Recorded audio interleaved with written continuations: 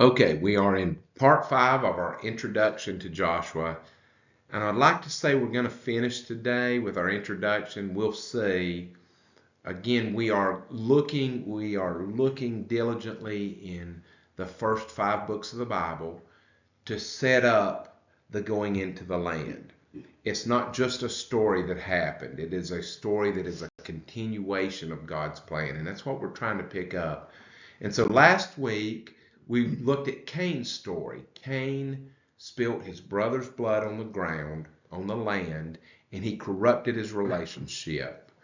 And there was an initial curse between Cain and the land that was the same. When you look at the penalty, Cain's penalty, it is very similar to Adam and Eve's penalty. So not a ton new.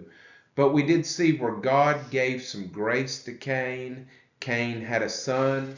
Uh, Cain had made an offering to God, as you remember, and God had rejected it. Now, after God rejected it, Cain's countenance fell. God warned him to resist sin. Sin was pushing him to carry it further, to be angry at God and to take his anger out on other people. And he listened to sin rather than to God. He didn't heed God's warning. Um, and so we talked a lot last week about what happened between him and God next. And I would say that it appears that God gave him some mercy, and that he named a son, Grace, Enoch, and he named a city, Grace. Now that city named Grace, I think, is pointing to the city of refuge, which is where a person who is guilty of an accidental murder goes to await trial. And while they're in that city, they can't be killed for the crime. They can't be punished until they stand trial. And I made the connection that I think this life for all of us is a city of refuge. We do not have to pay the penalty for our sin. As a baby, whenever it was that we committed our first sin, whenever we became accountable for our sin, there's a death penalty for sin. We did not have to pay that. And so far, none of us have had to pay for our sin with our life. During that time, that is your time to make a case to give to God at Judgment Day. And all of us here have asked Jesus to forgive our sins and to take our penalty. And so when we stand trial before God, I guess you could say Jesus will be our lawyer. He'll also be Exhibit A. These sins have been paid for. And so it's valuable to have that city of refuge. The city of refuge is important as they go into the land. So as we go towards Joshua, one of the last things in Numbers that is assigned are these cities of refuge. And there'll be Levitical cities throughout the land where people don't have to go to the other end of the country in order to find a refuge, so that there's one fairly local. And that is a big deal. Now, another important thing as we go into the land is the land rights. Do the Israelites have a right to go into the land? This is a very important thing. I spoke with a young lady at college earlier this week who wanted to know about Joshua and the command, as we'll see. We'll talk a lot about it. The command that God gives to go into the land and to take the land. Now, mainly what it says is, drive the people before you. I am giving you the land. The land is your inheritance. But there's people there. You've been gone for 400 years. People have lived there in that time. And you need to push them before you as you go.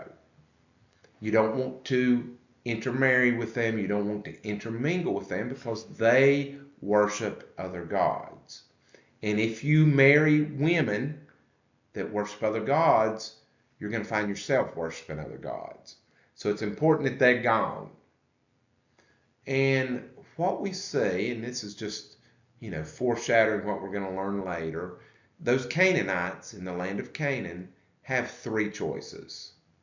Choice number one, become an Israelite. Throw off paganism, polytheistic worshiping multiple gods, and worship the one God, the Creator God. And be circumcised and become an Israelite. That is open to everybody. Second option is to move, to leave. This land does not belong to you. This land is deeded as an inheritance to the Israelites. So you've got to get off. And so what we're looking at today is an important part of that.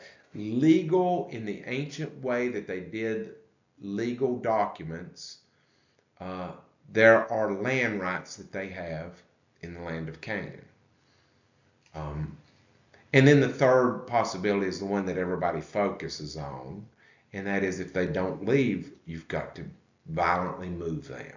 And that means, and the ones that do not surrender, don't leave, don't become Israelites, execute them. And so that's the one that people have a lot of issue with, and we'll talk about it quite a bit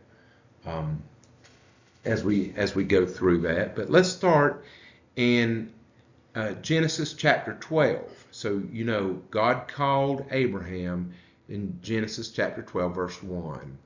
It says, go to the land that I tell you. Leave your father's house, which was in Mesopotamia.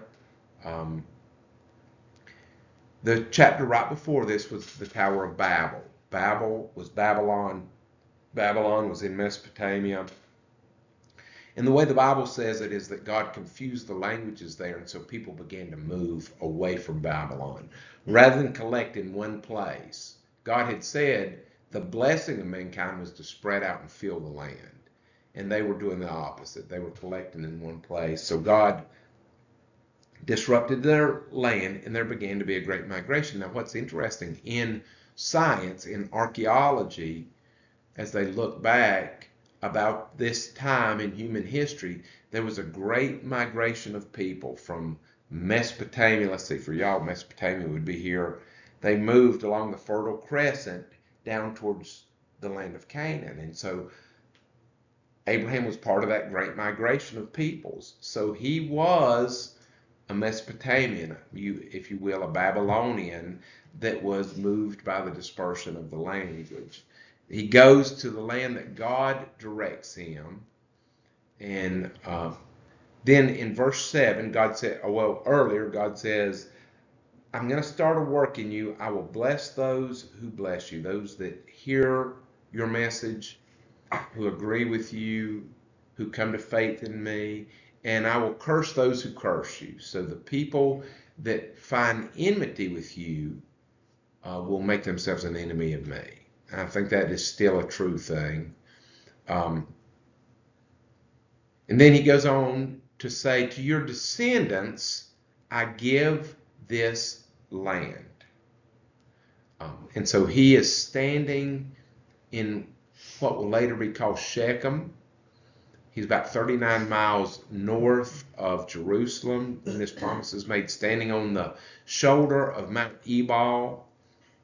It is right on the watershed for Israel, which means if it rains to the right, it goes to the Mediterranean Sea. If it rains to the left, it goes to the Jordan River and it's carried away. So it's right on the watershed. He says, to your descendants, they're looking south towards Jerusalem, I give you this land. And there, Abram built an altar to the Lord to worship him and to mark the occasion of God speaking to him who had appeared to him.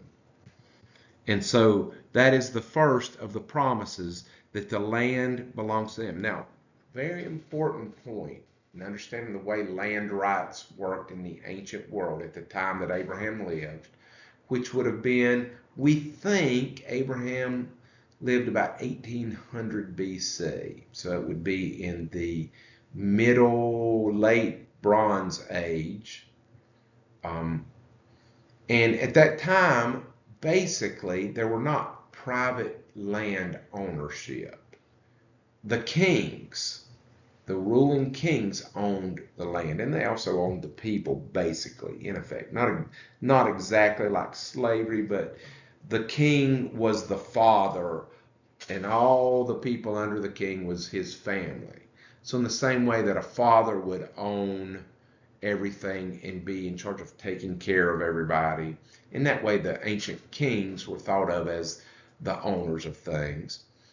And so the Hebrews present a new form of theology. The Bible is radical in its time. Now it's not radical for us because we've been 4,000 years thinking of God this way, but that is that God is the king of the universe. He is the creator, and he is the ruler. He is the father of the universe, and he owns all the land.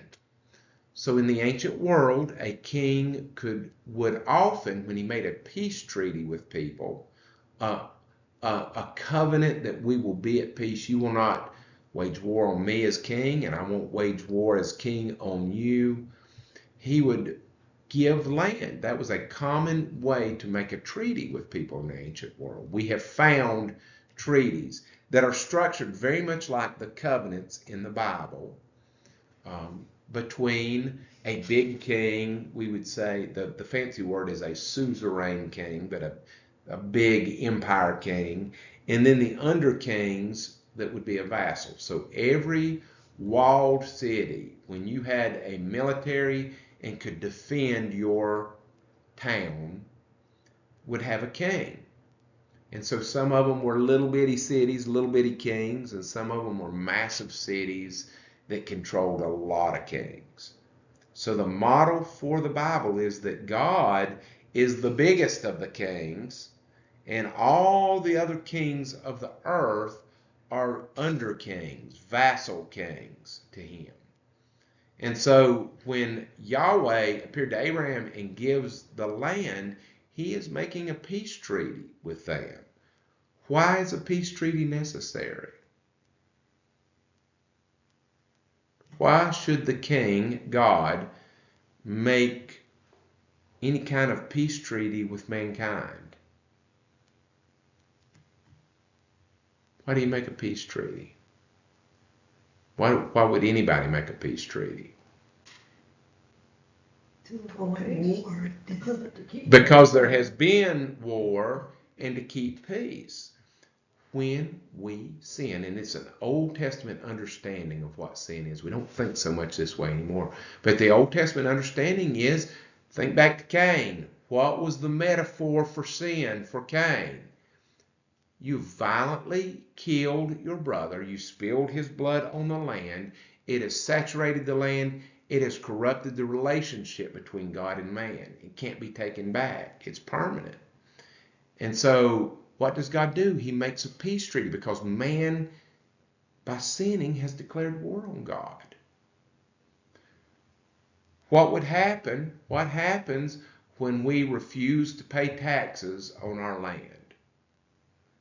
They send a sheriff with an eviction notice. What happens if you say, I'm not leaving? They evict you.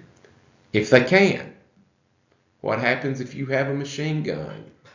Well, And you say, I ain't leaving. It happens. We don't own anything. Nobody owns anything. Let's be honest.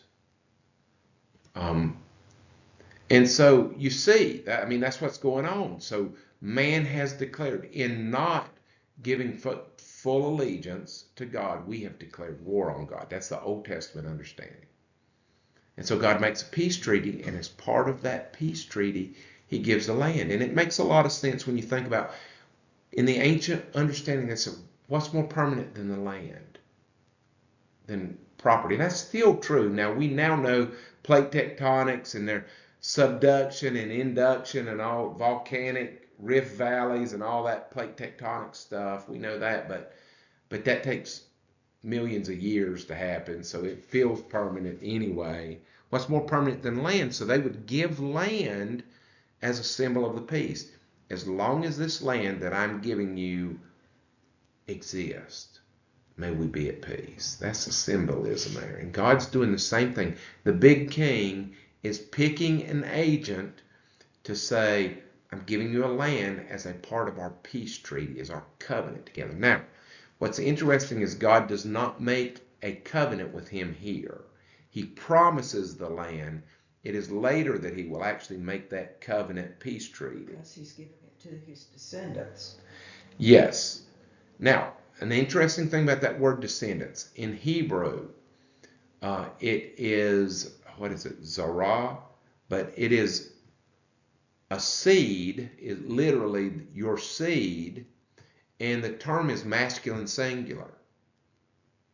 Now, it's legitimate to say your seed, to your seed as, not one seed, but that's all your descendants. But it also, over and over, it says there is one male descendant that I'm giving everything to. And that's important for us as Christians. Going all the way back to Genesis 3:15 that we looked at a couple weeks ago, when he's giving out the consequences, he said to the serpent, he said, there's going to be enmity between your seed and the woman's seed. Same thing, masculine singular. One, so figuratively, it's everybody that descends from the woman, but what it says literally is your male descendant. All right, and so we call that the proto-evangelion. That's the first signal. And we wouldn't know it. If that verse was the only verse we had, we wouldn't know what it meant. But we have the New Testament. We know that God sent his son. And we can look back and see that verse and the many other verses that he was talking about Jesus there.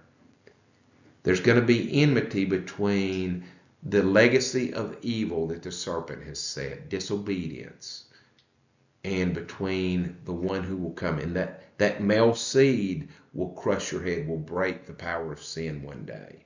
Anyway, I can't help but bring that up. Now, what's interesting, God gives the blessing here to Abraham, talks about his seed. Later, when Abraham goes and takes Isaac up the mountain to sacrifice his firstborn son, it repeats the exact same thing. It says, to your descendant I will give this land. I will bless those who bless you, curse those who curse you, and in you all nations will be blessed. In Genesis 22 it adds, in you and in your seed all the nations of the earth will be blessed. Now that's important because there was never a time that the Old Testament, never a time in the time of the Old Testament that God only cared about the Israelites. Never was. Always in view from the very beginning. I would say Abram is the first Israelite, the first Hebrew. And from Abraham, there was already in view, I'm going to send in your seed, in your male descendant, I'm going to bless all nations. It's always my intent to know all people, never just to know the Israelites. In Genesis 13:15, for all the land which you see, I give to you and your descendants forever. Another promise from God. Now this was when, I believe this was when he was with Lot. Then chapter 15, this is after God told Abram that he would have a son through Sarah. And he believed God in Genesis 15:6, and it was reckoned to him for righteousness. Imputed righteousness. That is Old Testament salvation, Genesis 15:6 for Abraham. He believed God, and it was reckoned to him for righteousness. Then several verses later, on the same day, the Lord Yahweh made a covenant with Abraham.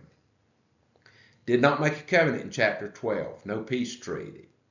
Did not make it till chapter 15. Now I think what changed between 12 and 15? Well, in chapter 14, Abraham went and fought a military action. That's where Lot was grabbed, and he went and fought and got Lot back. And it's evidence that it is a peace treaty is the correct way to think about it, because you only make a peace treaty with a military leader. You don't make it with a private citizen. And so it's only after Abraham fights and shows that he is a military leader that God actually makes a covenant with him. So on the same day, God made a covenant with Abraham saying, what?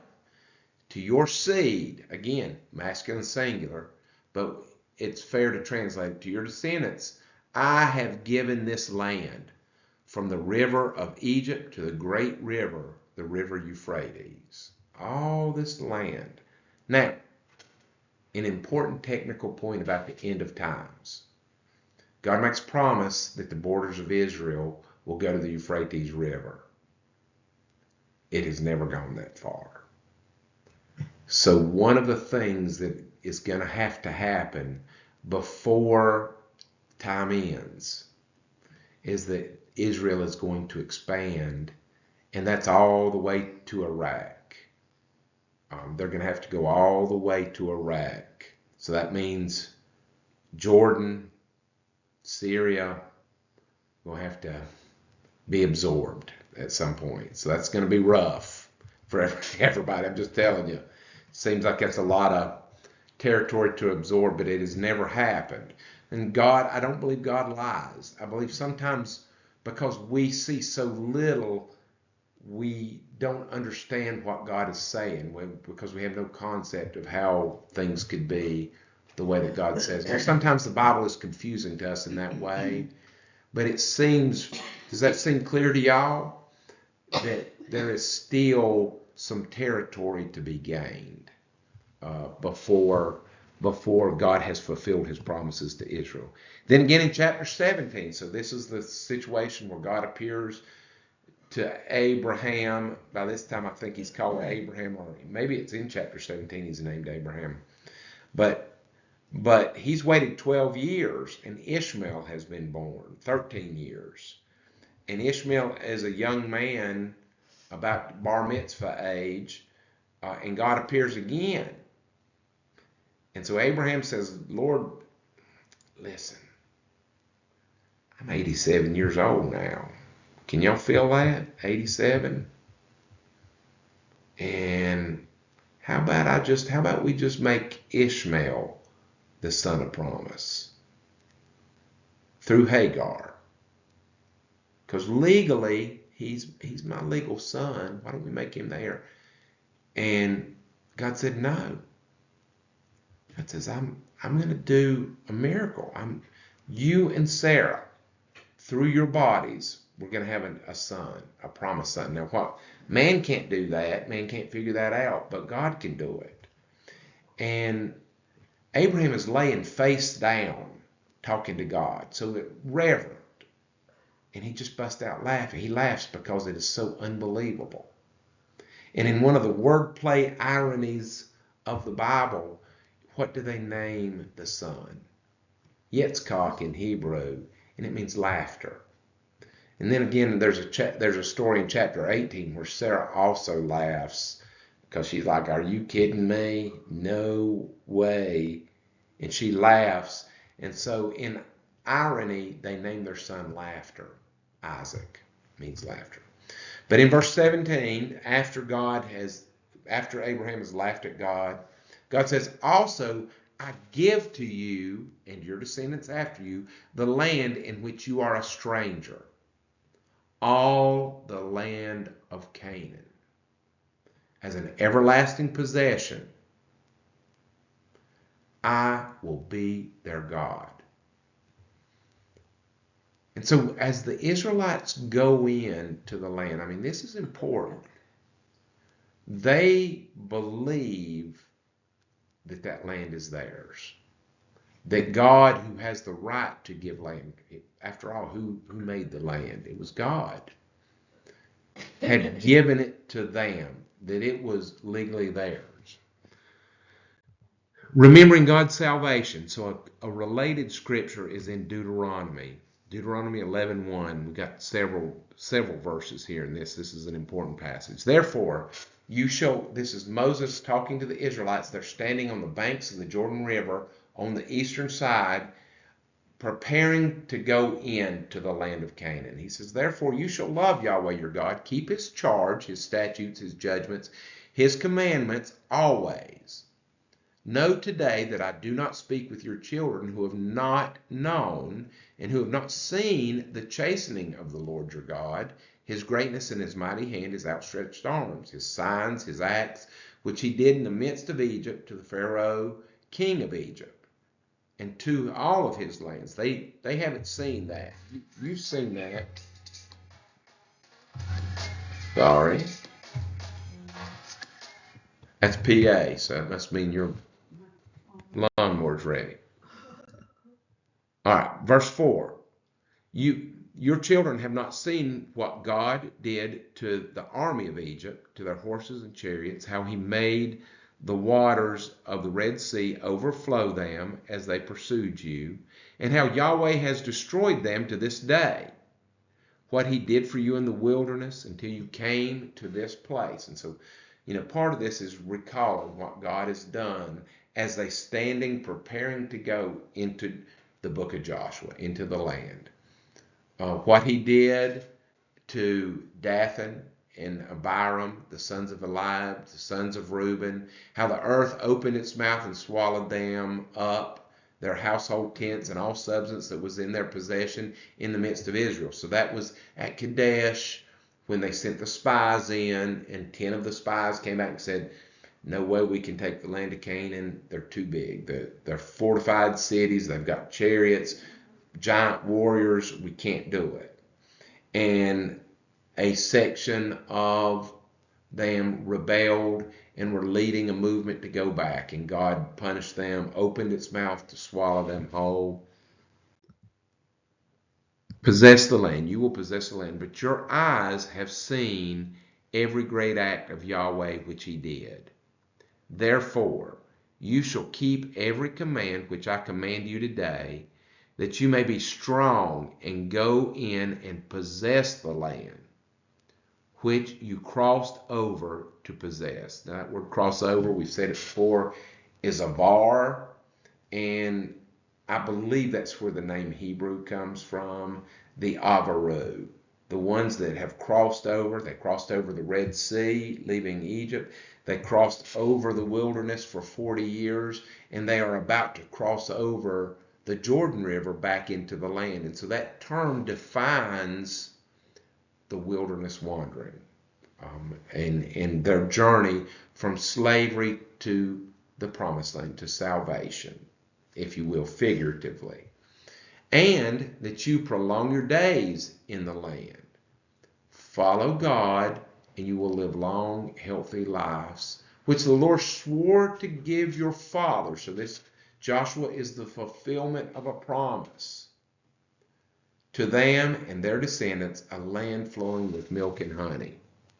Verse 10, for the land which you go to possess is not like the land of Egypt, which you have come, where you sowed your seed and watered it by foot as a vegetable garden, but the land which you cross over to possess, the land of Canaan, is a land of hills and valleys, which drinks water from the rain of heaven, a land which Yahweh your God cares. The eyes of Yahweh your God are always on it from the beginning of the year to the end. What does that sound like? Kind of sounds like the garden, doesn't it? And so very much there is a sense as they go back in. Now the world has changed since the garden. Sin has come in. War, famine, pestilence, all those things have come in and affected mankind's relationship with the land. But there very much is an idea that this promised land is the new Garden of Eden. The place where we walk with God, a land of relationship with God. Verse 24, every place on which the sole of your foot treads shall be yours, from the wilderness or desert in the south, and Lebanon from the Jordan River, over to the river Euphrates, even to the western sea, which is the Mediterranean, shall be your territory. There it is, that big land promise again. No man shall be able to stand against you as long as you stay faithful to Yahweh. He's going to give you victory. Yahweh your God will put the dread of you and the fear of you upon all the land where you tread, just as he has said to you. And that's what we see. When they go into Jericho, that's what Rahab says. Our bones are like milk in dread of you. We have heard of the things that you have done. So now we jump to another bit of proof or ownership, not only God's promise, but in the ancient world, when you bury somebody on land, you have a permanent deed to that land. And so in chapter 23 of Genesis, Sarah dies and is buried. Sarah lived 127 years. These were the years of the life of Sarah. So Sarah died at Kirjath Arba, that is Hebron. It's still called Hebron, in the land of Canaan. That's in the southern end of Israel. And Abraham came to mourn for Sarah and to weep for her. Then Abraham stood up from before his dead and spoke to the sons of Heth, or Heath, that lived there, saying, I'm a foreigner and a visitor among you, a sojourner, he said. And this is, he had lived in the land after migrating there, but he still did not consider himself. He had been promised the land, but this is him buying property in the land, planting a stake. This is very important to the way that they think in Joshua about their rights. Give me property for a burial among you, part of your property, that I may bury my dead out of my sight. And the sons of Heth answered Abraham, saying, Hear us, my Lord. You are a mighty prince among us. Bury your dead in the choicest of our burial places. None of us will withhold from you his burial place, that you may bury your dead. So you are seeing ancient hospitality, and it was a very high order, very important to be hospitable, and that's what you're seeing here. Then Abraham stood up, bowed himself to the people of the land, the sons of Heth, and he spoke with them, saying, If it is your wish that I bury my dead out of my sight, hear me, and meet with Ephron, the son of Zohar, for me, that he may give me the cave of Machpelah. So Abraham had his eye on the place that he wanted, which he has, which is at the end of his field. Let him give it to me at the full price, as property for burial place among you. Now they go through a little dance here. Now Ephron dwelt among the sons of Heth, and Ephron the Hittite answered Abraham in the presence of the sons of Heth, all who entered at the gate of the city. Now in the ancient world, that is where they had a big gate, and they would do legal proceedings. It was almost like a public court, and they would do things in front of the people, and people would come and sit there all day and watch the proceedings. So a lot happens in the city gate that is official. Let's see, Abraham in the presence, son of, No, my Lord, hear me. I give you the field. So this is Ephron the Hittite saying to Abraham, I give you the field with the cave that is in it. I give it to you in the presence of the sons of my people publicly. Take it, Abraham. I give you, bury your dead. Then Abraham bowed himself in respect before the people of the land and spoke to Ephron in the hearing of the people of the land, very official. And this is important, that everything is handled by the legal custom of the land. It's very important to the whole story here, to the book of Joshua, that he not accept the land for free. Because if he takes it for free, then it can be said that he never really owned it, that he was always a guest in the land. And if that was the case, he was just there scouting out, and his descendants 500 years later come back and invade. But this is establishing a legal right, the ownership of property, so they are returning to land that was owned by their ancestors. If you will give it, please hear me. Give it means sell it to me. I will give you money for the field. Take it from me, and I will bury my dead there. And Ephron answered Abraham, saying to him, My Lord, listen to me. The land is worth 400 shekels. He knew exactly how much it was worth. Of silver, what is that between you and me? So bury your dead. Take it. It is worth a lot of money, but I'm giving it to you. Now, it reminds me, this is one of the customs when I was a kid, and I remember things between my grandpa, which is Mom's dad, and my dad. Usually, my dad would get something for Grandpa and give it to him. Grandpa would get his wallet out and get money out. Let me pay you a little something, Gil, for that. Your money's no good to me. I won't take it. It was the weirdest thing as a little boy, you're watching these customs. And I have this special because that's my beloved grandpa, and that's my daddy. And what is this ritual that's going on? But you've seen it, hadn't you? We've all seen that. And no, here, you got to take it. I ain't taking it. I remember one time Grandpa put money in Daddy's pocket. Dad took it out and threw it on the ground. It was this whole ritual, but it's very much what we're seeing here. It's a custom. And, Grandpa wanted to seem grateful and not obliging, and Daddy wanted to make it a gift. And it was just this whole dance that they did. And I always think about that. And they did it in the front yard. I can still see it in my mind. This one case where Daddy threw the money on the ground. Finally, Daddy turned around and walked down the hill. I ain't taking your money, But that's what's going on here. Ephron answered him, saying, My Lord, listen to me. Land worth 400. What's that between me? Go bury your dead. So Abraham listened to Ephron, and Abraham weighed out the silver for Ephron, which he had named in the hearing of the sons of Heth, 400 shekels of silver, currency of merchants. So the field of Ephron, which was Machpelah, which was before Mamre, the field and the cave that was in it, all the trees that were in the field.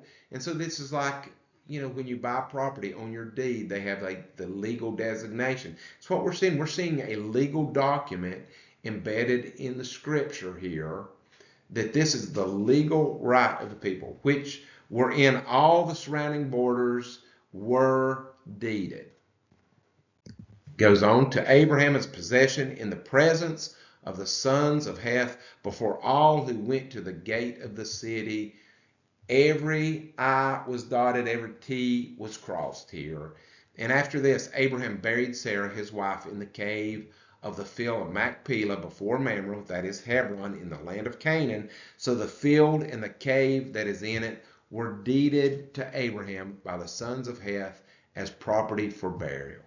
I mean, it almost reads like a legal document, doesn't it? Like over and over. Now, just a couple more on this burial. We're almost done here. We continue with Abraham's burial in 25, 9, and 10. Then the sons, Isaac and Ishmael. Notice that. Ishmael was a wild man who went off and founded kingdoms. He and Isaac don't appear to have gotten along, but they came together to bury that. And that's interesting. That is a custom there. Coming together, again, a recognition of the father and his burial. Buried him in the cave at Machpelah, in the field of Ephron, the son of Zohar the Hittite, facing Mamre, the field which Abraham purchased from the sons of Heth, where Abraham buried his wife Sarah. And then later in chapter 35, Isaac breathed his last and died, and was gathered to his people, an old man ripe of age, and his sons Esau and Jacob buried him. And so Esau and Jacob had troubles from time to time, but again, that custom, they came together to bury their father. Almost done here in Genesis 49. Jacob said, I'm about to be gathered to my people. Bury me with my fathers in the cave that is in the field of Ephron the Hittite, in the cave that is in the field of Machpelah, which is before Mamre, in the land of Canaan. Again, making it very clear of a legal right. This is our land. We have buried our dead here. This is our family place to bury. in the land of Canaan, which Abraham bought along with the field of Ephron the Hittite for a burial site. It continues in verse 31. There they buried Abraham, his wife Sarah. They buried Isaac. His wife Rebekah is buried there. And there I buried Leah.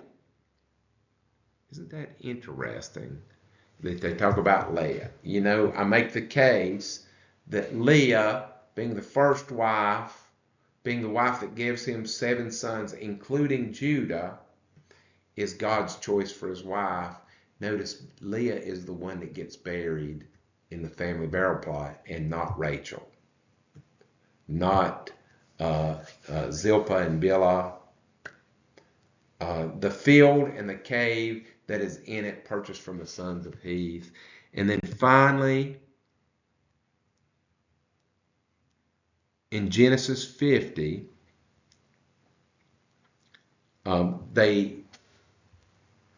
Jacob went down to Egypt, and when he died, they took him all the way from Egypt. They carried his remains back to the field at Machpelah. Thus the sons did for him as he had charged them. For his sons carried him to the land of Canaan and buried him in the cave of the field of Machpelah before Mamre, which Abraham had bought, along with the field for the burial site from Ephron. So I think we need to stop there. There's a little bit more, but we'll just save it for next week. I think we ought to be able to get into the book of Joshua next week.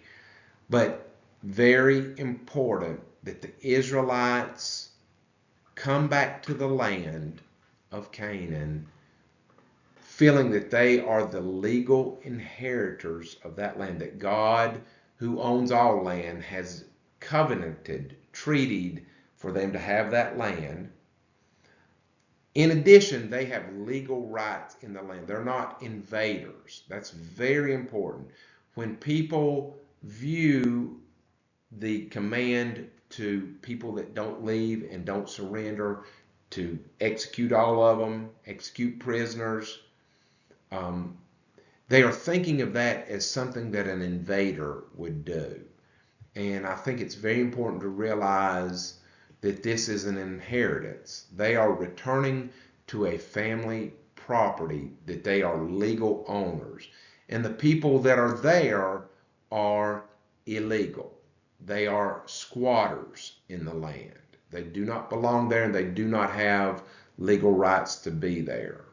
And so you can agree with that or disagree with that. I mean, that's anybody that finds that odd doesn't understand history, because there's nobody owns any land. We possess it for a while, for a season, and somebody else comes and takes it. There is one great exception. There's only one case in human history where people possessed a land and then they were gone from it and they came back and repossessed it again, and that is the Israelites. And so the fact of the nation, if you doubt any of this, I think a proof of that this is true, that the Bible is true, is the fact that there is a nation of Israel that is being described here in a legal document that's 4,000 years old, that they have legal rights to that land. And the people that want to take it from them do not have legal rights to it. And they don't exactly know their ancestry. They are like the rest of us. We are wanderers on this world. And we own things for a season and then move on. Anyway, but all that getting us ready to stand on the banks of the Jordan, terrified that we have to go in and take the land, even though it belongs to us. I mean, you can imagine, I believe I used the analogy before, you inherit a giant farm and you go and there's people living there. Can you imagine how terrifying that would be? And you say, well, this is my land. They say, no, it isn't. If you don't believe us, come in and look. We'll show you. We live here and we're not going anywhere. And so you can imagine how terrified the Israelites are, even though they feel entitled, they feel legal. It's still a scary thing when there's walled cities and chariots and spears and armor, and they say, we ain't going nowhere. So, any questions or comments about that? We will pick up there next week.